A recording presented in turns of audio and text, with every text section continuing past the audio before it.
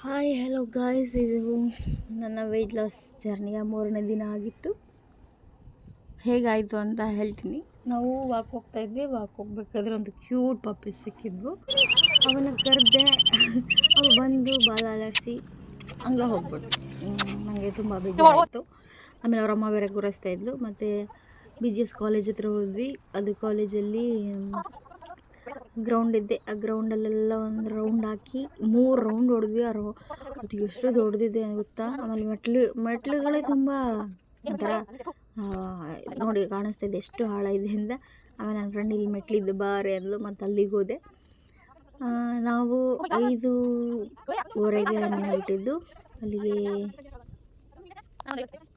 ಹೋದ್ವಿ ಒಂದು 10 ಮಿನಿಟ್ಸ್ ಅಷ್ಟರಲ್ಲೆಲ್ಲ ಹೋಗಿ ರೌಂಡ್ ಹಾಕಿ.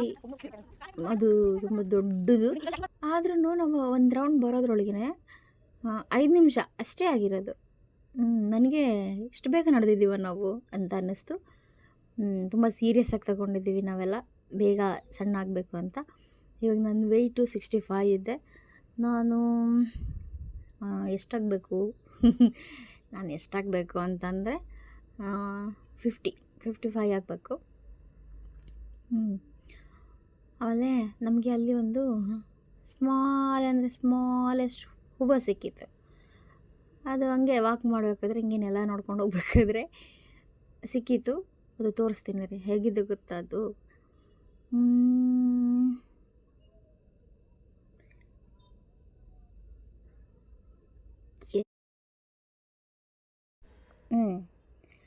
ಇದೇ ಆ ಹೂವು. ತುಂಬ ಅಂದರೆ ತುಂಬ ಚಿಕ್ಕದು. ಸೊ ಕ್ಯೂಟಾಗಿದ್ದಾವೆ, ಚೆನ್ನಾಗಿದ್ದಾವೆ. ಬಟ್ ಅದು ಬೇಗನೆ ಉದುರೋಗ್ಬಿಡತ್ತೆ. ಆಮೇಲೆ ಮನೆಗೆ ಬಂದು ಸ್ವಲ್ಪ ಎಕ್ಸಸೈಸ್ ಮಾಡೋಕ್ಕೆ ತುಂಬ ಕಷ್ಟಪ್ಪ, ನನ್ನ ಕೈಲಿ ಆಗೋದಿಲ್ಲ.